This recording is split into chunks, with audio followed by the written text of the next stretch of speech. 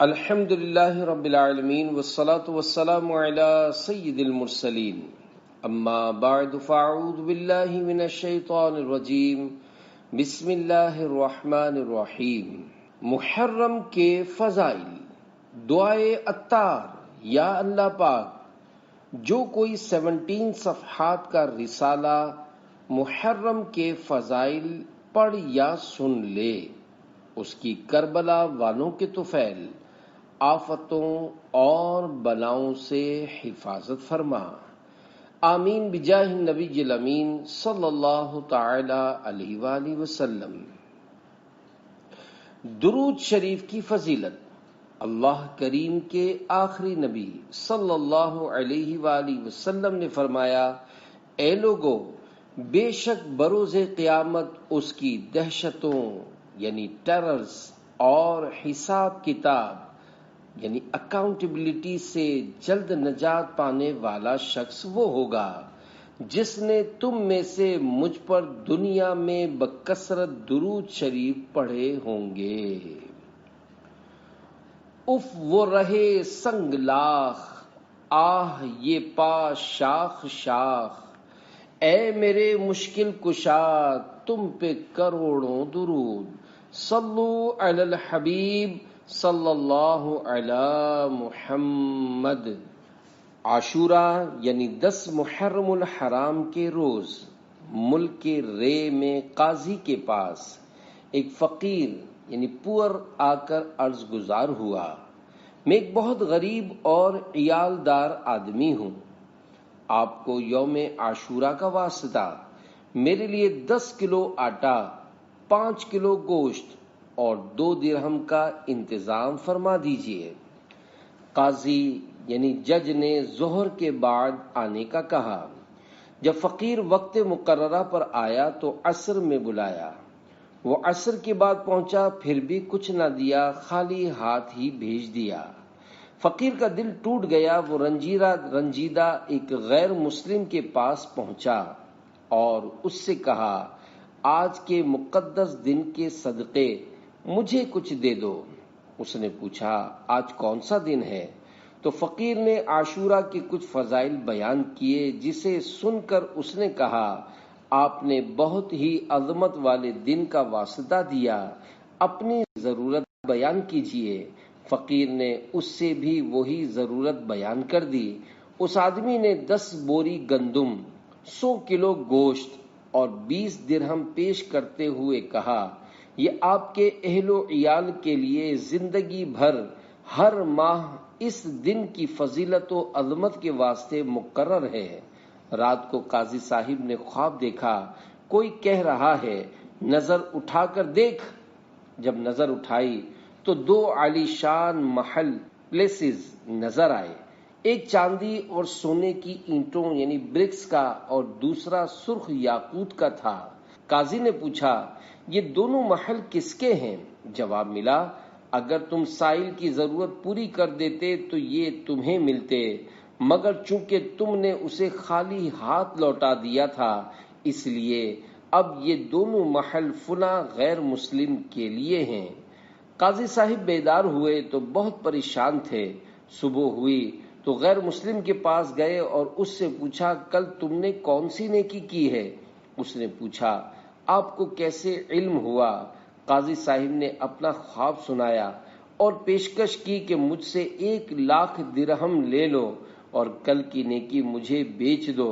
اس غیر مسلم نے کہا: میں روئے زمین کی ساری دولت لے کر بھی اسے فروخت نہیں کروں گا، اللہ پاک کی رحمت و عنایت بہت خوب ہے۔ یہ کہنے کے بعد وہ کلمہ پڑھ کر مسلمان ہو گیا۔ محرم کہنے کی وجہ۔ پیارے پیارے اسلامی بھائیوں، اسلامی سال کا پہلا مہینہ محرم ہے۔ اس ماہ مبارک کی حرمت یعنی تعظیم کی وجہ سے اسے محرم کا نام دیا گیا ہے۔ اللہ پاک نے اسلامی سال کا آغاز محرم الحرام کے بابرکت مہینے سے فرمایا اور ہمیں اس میں اجر و ثواب اور خیر و برکت کے کثیر مواقع عطا فرمائے۔ بندہ مومن کے لیے اپنا پسندیدہ بندہ بننے کی راہیں کھول دیں تاکہ سال کے شروع ہی سے بندہ اپنے رب کے قریب ہو جائے اور توبہ کرے تو اس کے گناہ بخش دیے جائیں۔ نیکیوں کا اثر بندے پر سال کے اختتام تک رہے، حتیٰ کہ سال کا آخری مہینہ ذوالحجۃ الحرام بھی عبادت میں گزرے۔ امید ہے کہ اس کے لیے پورے سال کی اطاعت لکھی جائے، کیونکہ جس کے عمل کی ابتدا اور انتہا عبادت پر ہو تو وہ اس حکم میں ہے جو دونوں وقتوں کے درمیان بھی عبادت میں ہی لگا رہا ہو۔ عبادت میں گزرے میری زندگانی، کرم ہو کرم یا خدا یا الہی۔ صلو علی الحبیب صلی اللہ علی محمد۔ محرم کے دو فضائل۔ نمبر 1، ایک شخص حضور نبی اکرم صلی اللہ علیہ وآلہ وسلم کی بارگاہ میں حاضر ہوا اور عرض کی، یا رسول اللہ صلی اللہ علیہ وآلہ وسلم، رمضان کے علاوہ میں کس مہینے میں روزے رکھوں؟ ارشاد فرمایا، اگر تم نے رمضان کے بعد کسی مہینے کے روزے رکھنے ہوں تو محرم کے روزے رکھو، کہ یہ اللہ پاک کا مہینہ ہے۔ اس مہینے میں ایک دن ہے جس میں اللہ پاک نے ایک قوم کی توبہ قبول فرمائی اور دوسروں کی توبہ بھی قبول فرمائے گا۔ نمبر 2، نبی کریم صلی اللہ علیہ وآلہ وسلم نے ارشاد فرمایا، ماہ رمضان کے بعد سب سے افضل روزے اللہ پاک کے مہینے محرم کے روزے ہیں، اور فرض نماز کے بعد سب سے افضل نماز رات کی نماز ہے۔ محرم کے پہلے عشرے کی عظمت۔ حضرت سیدنا ابو عثمان نہدی رحمت اللہ علیہ فرماتے ہیں، صحابہ کرام 3 عشروں 10 days کی تعظیم کیا کرتے تھے۔ نمبر 1، رمضان مبارک کا آخری عشرہ۔ نمبر 2، ذوالحجۃ الحرام کا پہلا عشرہ۔ نمبر 3، محرم الحرام کا پہلا عشرہ۔ یوم عاشوراء۔ پیارے پیارے اسلامی بھائیوں، اس مبارک ماہ میں 10 محرم الحرام کو خصوصی اہمیت حاصل ہے۔ اسے یوم عاشوراء کے نام سے جانا جاتا ہے۔ 10 محرم الحرام کو عاشوراء کہنے کی ایک وجہ یہ بھی ہے کہ اس دن اللہ پاک نے 10 انبیاء کرام کو اعزاز و اکرام سے نوازا۔ یوم عاشوراء کی مبارک نسبتیں۔ یوم عاشوراء کو انبیاء کرام علیہم السلام سے خصوصی نسبت حاصل ہے۔ نمبر 1، یوم عاشوراء کو حضرت سیدنا موسیٰ کلیم اللہ علیہ السلام کی مدد کی گئی اور فرعون اور اس کے پیروکار یعنی فالوورز اس میں ہلاک ہوئے۔ نمبر 2، حضرت سیدنا نوح نجی اللہ علیہ السلام کی کشتی جودی پہاڑ پر ٹھہری۔ نمبر 3، حضرت سیدنا یونس علیہ السلام کو مچھلی کے پیٹ سے نجات ملی۔ نمبر 4، حضرت سیدنا آدم صفی اللہ علیہ السلام کی قبولیت توبہ کا دن ہے۔ نمبر 5، حضرت سیدنا یوسف علیہ السلام کنویں سے نکالے گئے۔ نمبر 6، اسی دن حضرت سیدنا عیسیٰ روح اللہ علیہ السلام کی ولادت ہوئی اور اسی دن آپ علیہ السلام کو آسمان پر اٹھایا گیا۔ نمبر 7، عاشوراء کے دن ہی حضرت سیدنا داؤد علیہ السلام کی توبہ قبول ہوئی۔ نمبر 8، حضرت سیدنا ابراہیم خلیل اللہ علیہ السلام کی اسی دن ولادت ہوئی۔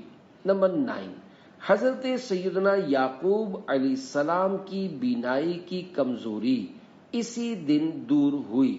نمبر 10، حضرت سیدنا ادریس علیہ السلام کو آسمان پر اٹھایا گیا۔ نمبر 11، اسی روز اللہ پاک نے حضرت سیدنا ایوب علیہ السلام کی آزمائش دور فرمائی۔ نمبر 12، یوم عاشوراء کو ہی حضرت سیدنا سلیمان علیہ السلام کو بادشاہت عطا ہوئی۔ عید کا دن، یہ دن بنی اسرائیل کی عید کا دن تھا۔ روایت ہے کہ حضرت سیدنا موسیٰ کلیم اللہ علیہ السلام عاشورہ کے دن کتان کے کپڑے پہنتے اور اسمت سرما لگایا کرتے تھے۔ عہد رسالت اور یوم عاشورہ۔ زمانہ جاہلیت میں قریش یوم عاشورہ کا روزہ رکھتے۔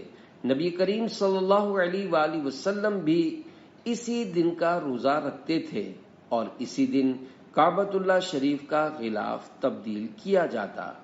خیبر اور مدینہ منورہ میں یہودیوں کی بہت بڑی تعداد آباد تھی، چونکہ ان کا تعلق بنی اسرائیل سے تھا اور بنی اسرائیل نے یوم عاشورہ ہی کو فرعون سے نجات پائی تھی، لہذا اس دن کو بطور عید منایا کرتے اور روزہ رکھا کرتے۔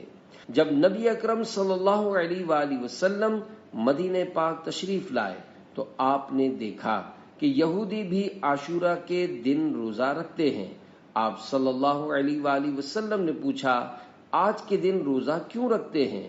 یہودیوں نے عرض کی، یہ عظمت والا دن ہے، یہ وہ دن ہے جس میں اللہ پاک نے بنی اسرائیل اور حضرت موسیٰ کو ان کے دشمن فرعون سے نجات دی، تو حضرت سیدنا موسیٰ علیہ السلام نے شکرانے میں اس دن کا روزہ رکھا تھا اور ہم بھی اس دن کا روزہ رکھتے ہیں۔ رسول کریم صلی اللہ علیہ وآلہ وسلم نے ارشاد فرمایا، ہم موسیٰ علیہ السلام کے تم سے زیادہ حقدار ہیں، چنانچہ آپ صلی اللہ علیہ وآلہ وسلم نے اس دن روزہ رکھا اور لوگوں کو روزہ رکھنے کا حکم ارشاد فرمایا۔ عاشورہ کا روزہ فرض تھا۔ پیارے پیارے اسلامی بھائیوں، شروع میں عاشورہ کا روزہ مسلمانوں پر فرض تھا، پھر روزہ رمضان سے اس کی فرضیت منسوخ یعنی ایبروگیٹ ہو گئی تھی۔ اب عاشورہ کا روزہ رکھنا فرض نہیں، مگر اس دن کا روزہ رکھنے والے کے لیے بڑا ثواب ہے۔ دو فرامین مصطفیٰ صلی اللہ علیہ وآلہ وسلم۔ نمبر 1، مجھے اللہ پاک پر گمان ہے کہ عاشورہ کا روزہ 1 سال پہلے کے گناہ مٹا دیتا ہے۔ نمبر 2، عاشورہ کا روزہ 1 سال کے روزوں کے برابر ہے۔ 1 دن پہلے یا 1 دن بعد مدینے کے تاجدار صلی اللہ علیہ وآلہ وسلم نے ارشاد فرمایا، عاشورہ کے دن کا روزہ رکھو اور اس میں یہودیوں کی مخالفت کرو۔ عاشورہ کے دن سے پہلے یا بعد میں 1 دن کا روزہ رکھو۔ صحابی ابن صحابی حضرت سیدنا عبداللہ بن عباس رضی اللہ عنہما فرماتے ہیں، میں نے نبی کریم صلی اللہ علیہ وآلہ وسلم کو کسی دن کے روزے کو اور دن پر فضیلت دے کر جستجو یعنی سیکھ فرماتے نہ دیکھا، مگر یہ کہ عاشورہ کا دن اور یہ کہ رمضان کا مہینہ۔ عاشورہ کا روزہ مغفرت کا سبب بن گیا۔ ایک عالم صاحب کو خواب میں دیکھا گیا۔ دیکھنے والے نے حال پوچھا، فرمایا 60 سال تک عاشورہ کا روزہ رکھنے کی برکت سے میری مغفرت ہو گئی۔ ایک روایت میں یہ ہے کہ عاشورہ اور 1 دن پہلے اور بعد کا روزہ رکھنے کی برکت سے۔ یوم عاشورہ کا احترام جانور بھی کرتے ہیں۔ پیارے پیارے اسلامی بھائیوں، عاشورہ ایسا مبارک دن ہے کہ انسان تو انسان، چرندوں پرند، برڈز اینڈ اینیملز، حتیٰ کہ وحشی جانور بھی اس کا احترام کرتے ہیں اور اس دن کی تعظیم کرتے ہوئے روزہ بھی رکھتے ہیں۔ بزرگان دین رحمت اللہ علیہم کے چند آنکھوں دیکھے واقعات، تجربات اور ارشادات پڑھیے۔ نمبر 1، عظیم تابعی بزرگ حضرت سیدنا قیس بن عباد رحمت اللہ علیہ فرماتے ہیں، مجھے یہ بات پہنچی ہے کہ وحشی جانور 10 محرم کا روزہ رکھتے تھے۔ نمبر 2، حضرت سیدنا فتح بن شخرف رحمت اللہ علیہ فرماتے ہیں، میں روزانہ چیونٹیوں کے لیے روٹی توڑ کے ڈالتا تھا، جب 10 محرم کا دن آتا تو چونٹیاں یعنی آنٹس اسے نہ کھاتی۔ نمبر 3، حضرت ابو الحسن علی بن عمر قزوینی رحمت اللہ علیہ فرماتے ہیں 10 محرم کو چونٹیاں بھی روزہ رکھتی ہیں۔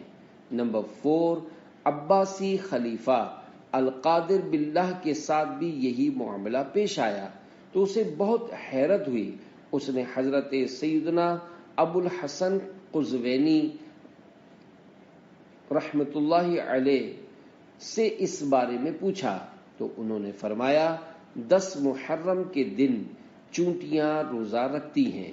نمبر 5، حضرت علامہ ابن ناصر الدین دمشقی رحمت اللہ علیہ وفات 842 سنہ ہجری لکھتے ہیں 10 محرم الحرام کو ایک شخص گاؤں آیا، لوگ اس وقت جانور ذبح کر رہے تھے۔ اس نے وجہ پوچھی تو گاؤں والوں نے بتایا آج وحشی جانور یعنی بیٹس روزے سے ہیں، ہمارے ساتھ چلو ہم تمہیں دکھاتے ہیں۔ انہوں نے اس آدمی کو ایک باغ میں لے جا کر کھڑا کر دیا۔ اس کا بیان ہے عصر کے بعد ہر طرف سے وحشی جانور آنے لگے اور باغ کو گھیر لیا۔ ان کے سر آسمان کی طرف اٹھے ہوئے تھے، کسی ایک نے بھی اس گوشت میں سے کچھ نہیں کھایا۔ جو ہی سورج غروب ہوا وہ وحشی جانور گوشت پر ٹوٹ پڑے اور جلدی سے سب کچھ کھا گئے۔ صلو علی الحبیب صلی اللہ علی محمد۔ چاند کی پہلی رات کی دعا، ہو سکے تو ہر ماہ چاند کی پہلی رات یہ دعا پڑھ لیجئے، کیونکہ جب حضور صلی اللہ علیہ وآلہ وسلم چاند دیکھتے تو یہ دعا پڑھتے تھے۔ اللہم اہللہ علینا بالیمن والایمان والسلامت والاسلام ربی وربک اللہ۔ ترجمہ، اے اللہ پاک اس چاند کو ہم پر برکت، ایمان، سلامتی اور اسلام کے ساتھ طلوع فرما، میرا اور تیرا رب اللہ ہے۔ نئے سال و مہینے کی دعا، حضرت سیدنا عبداللہ بن حشام رضی اللہ عنہ فرماتے ہیں نئے سال یا مہینے کی آمد پر صحابہ کرام علیہم رضوان ایک دوسرے کو یہ دعا سکھاتے تھے۔ اللہم ادخلہ علینا بالامن والایمان والسلامت والاسلام ورضوان من الرحمن وجواز من الشیطان۔ ترجمہ، اے اللہ پاک اس کو ہمارے لیے امن و ایمان، سلامتی و اسلام اور اپنی رضا مندی والا اور شیطان سے بچانے والا بنا۔ تمام تکلیفوں اور آفتوں سے حفاظت۔ حضرت شاہ کلیم اللہ شاہ جہاں آبادی رحمت اللہ علیہ فرماتے ہیں جو کوئی 12 مرتبہ یہ دعا سبحان اللہ ملء المیزان ومنتہى العلم والمبلغ الرضا وزینۃ العرش لا ملجأ ولا منجا من اللہ الا الیہ سبحان اللہ عدد الشفع والوتر وعدد کلمات اللہ التامات كلها اسألہ السلامۃ برحمتہ ولا حول ولا قوة الا باللہ العلی العظیم وهو حسبی ونعم الوکیل نعم المولا ونعم النصیر وصلی اللہ تعالی علی خیر خلقہ محمد وآلہ واصحابہ اجمعین۔ پڑھ کر پانی پر دم کر کے پی لے، تمام تکلیفوں اور آفتوں یعنی کلیمٹیز سے اللہ پاک کی حفاظت میں رہے گا۔ ترجمہ، میزان کے بھرنے، علم کے منتہا، مبلغ رضا اور عرش کے وزن کے برابر اللہ کی پاکی ہے۔ پناہ گاہ اور مقام نجات اللہ ہی کی طرف سے ہے. ہر جفت و طاق اور اللہ پاک کے تمام کامل کلمات کے برابر اس کی پاکی ہے. میں اللہ پاک سے سلامتی اور رحمت کا سوال کرتا ہوں، اور گناہ سے بچنے کی قوت اور نیکی کرنے کی طاقت اللہ ہی کی طرف سے ہے، اور اللہ کافی ہے. اور کیا ہی اچھا کار ساز ہے، اور کیا ہی اچھا والی، اور کیا ہی اچھا مددگار ہے. اللہ پاک کی رحمت ہو اپنی مخلوق میں سب سے بہتر محمد صلی اللہ علیہ وآلہ وسلم پر، ان کی آل پر، اور تمام صحابہ کرام علیہم رضوان پر. یوم فاروق اعظم یوں منائیے. فرسٹ محرم الحرام جنتی صحابی امیر المومنین حضرت سیدنا عمر فاروق اعظم رضی اللہ عنہ کی شہادت کا دن ہے. اس دن آپ رضی اللہ عنہ کے لیے ایصال ثواب کا اہتمام کیجیے. نیز امیر اہل سنت حضرت مولانا محمد الیاس قادری دامت برکاتہ عالیہ کے رسالے کرامات فاروق اعظم کا مطالعہ کیجیے. اگر آپ حضرات سیدنا فاروق اعظم رضی اللہ عنہ کی سیرت تفصیل سے پڑھنا چاہتے ہیں تو مکتبۃ المدینہ کی 1720 صفحات پر مشتمل کتاب فیضان فاروق اعظم حاصل کیجیے. دعوت اسلامی کی ویب سائٹ www.dawatIslami.net سے اس کتاب کو پڑھا جا سکتا ہے، ڈاؤن لوڈ اور پرنٹ آؤٹ بھی کیا جا سکتا ہے. شب عاشورہ میں غسل کیجیے. عاشورہ یعنی 10 محرم کی رات آئے تو غسل کیجیے، کیونکہ اس رات آب زمزم تمام پانیوں میں شامل کر دیا جاتا ہے، اور اس رات غسل کرنے سے پورا سال بیماریوں سے حفاظت رہتی ہے. یوم عاشورہ کے اعمال. حضرت سیدنا امام عبد الرحمن بن علی جوزی رحمت اللہ علیہ فرماتے ہیں 10 محرم بہت عظمت والا دن ہے، لہذا مناسب ہے کہ جس قدر ممکن ہو اچھے کام کیے جائیں. بھلائیوں کے ان موسموں کو غنیمت جانو اور غفلت ہیٹ لیسنس سے بچو. چنانچہ یہ نیک کام کیجیے. نمبر 1، یوم عاشورہ کا روزہ رکھیے اور اس کے ساتھ 9ویں یا 11ویں محرم الحرام کا روزہ بھی ملا لیجیے.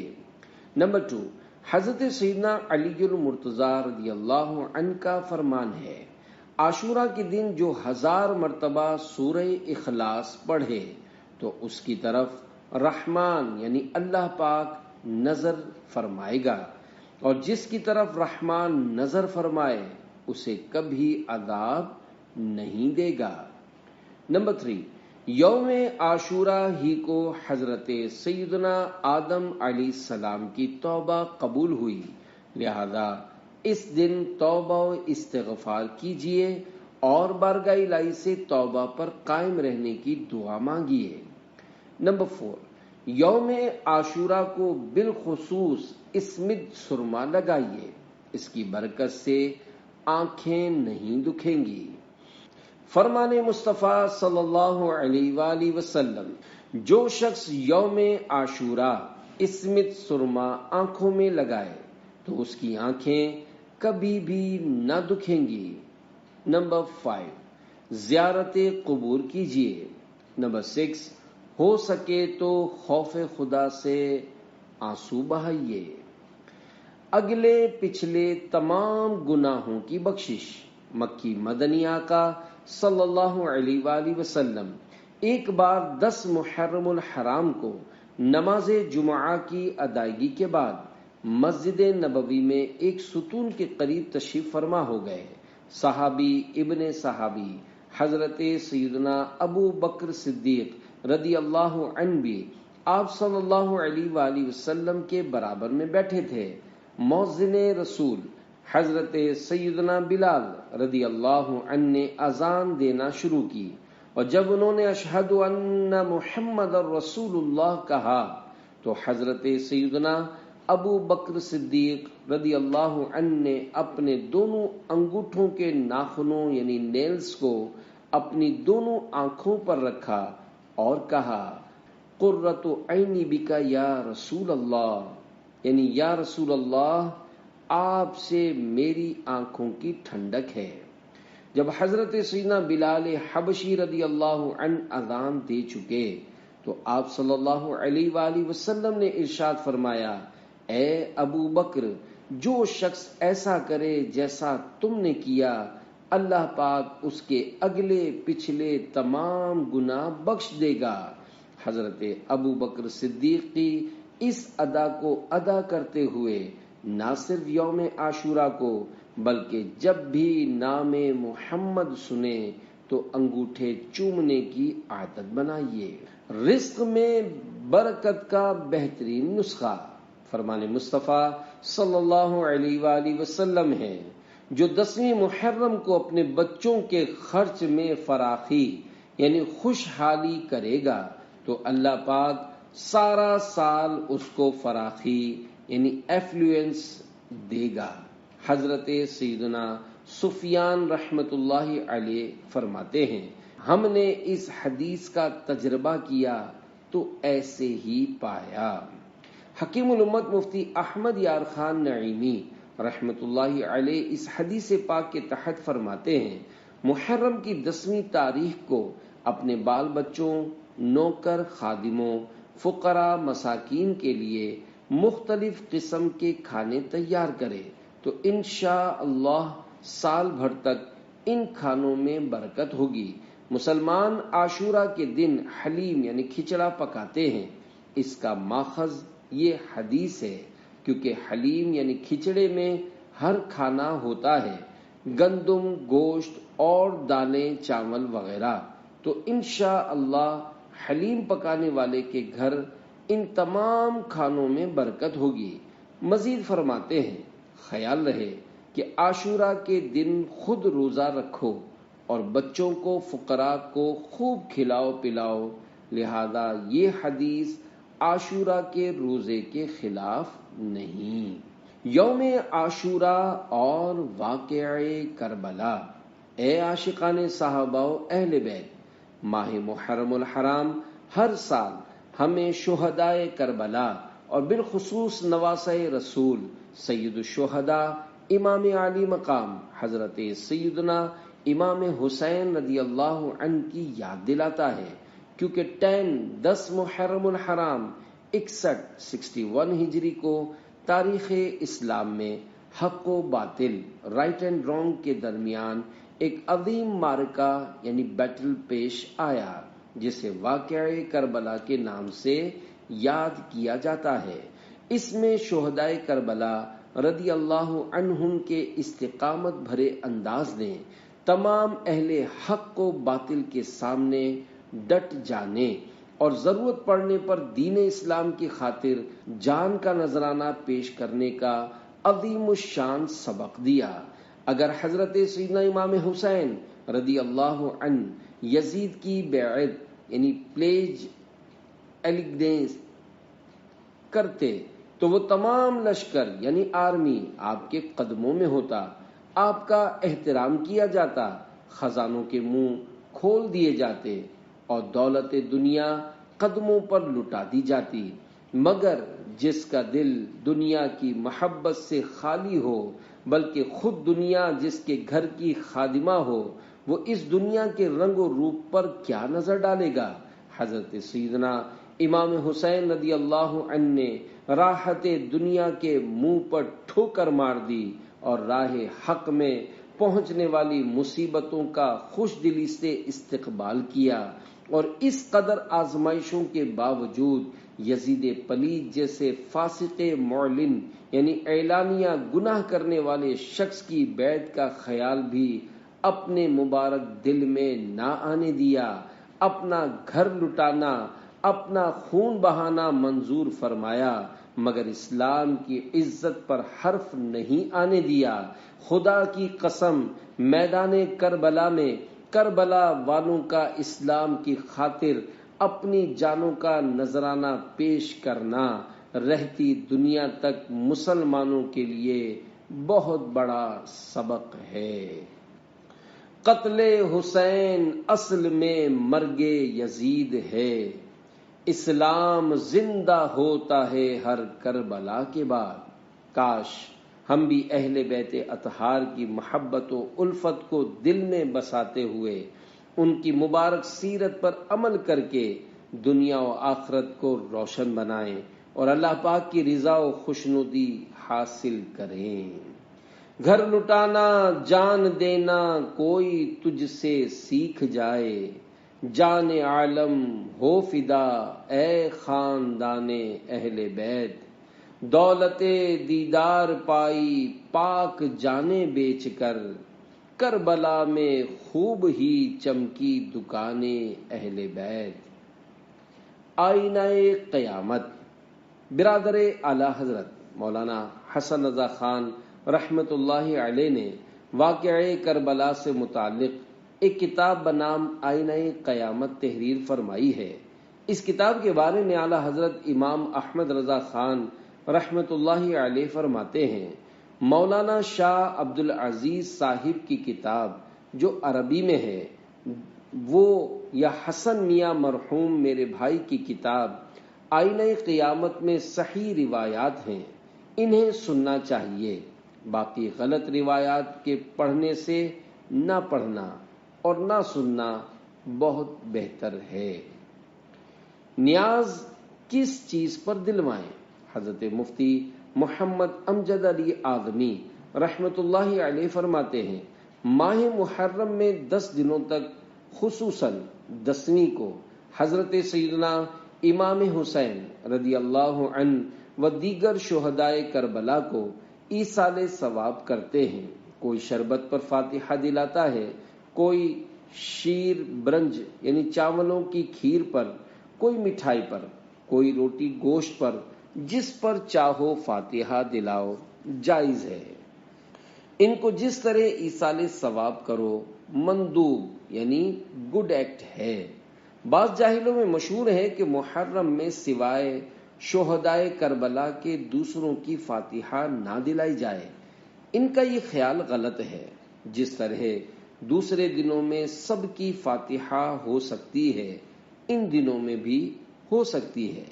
اعلی حضرت رحمت اللہ علیہ فرماتے ہیں، شیرنی یعنی سویٹس وغیرہ پر حضرات شہدائے کرام کی نیاز دینا بے شک باعث اجر و برکات ہے اور عشرہ محرم شریف اس کے لیے زیادہ مناسب۔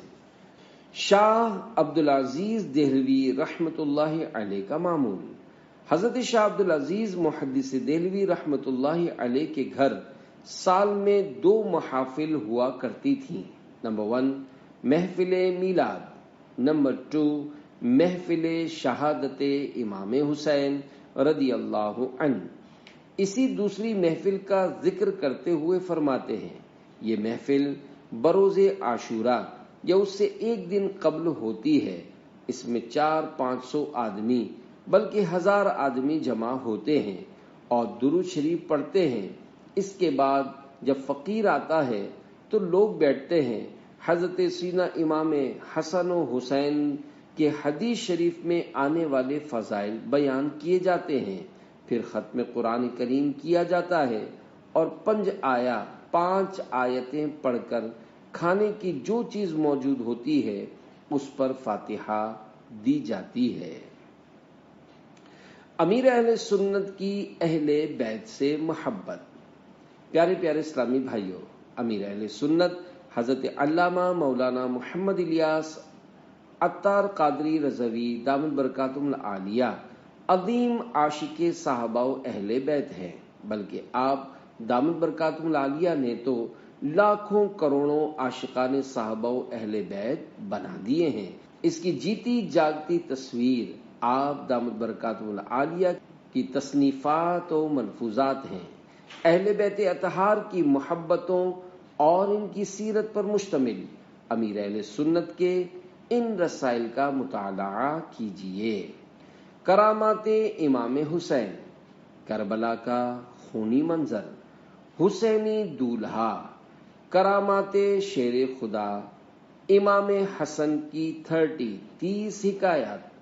یوم عاشورہ کو نظر و نیاز کا اہتمام کرنے کے ساتھ ساتھ وقت کی قربانی دے کر شہیدان و اسیران کربلا کے ایصال ثواب کی نیت سے 8، 9، 10، 8، 9، 10 یا 9، 10، 11 یا 9، 10، 11 محرم الحرام کو مدنی قافلے میں سفر بھی کریں، اس کی خوب خوب برکتیں حاصل ہوں گی انشاءاللہ عز و جل۔ ہر صحابی نبی جنتی جنتی، سب صحابیات بھی جنتی جنتی، صلو علی الحبیب صلی اللہ علی محمد۔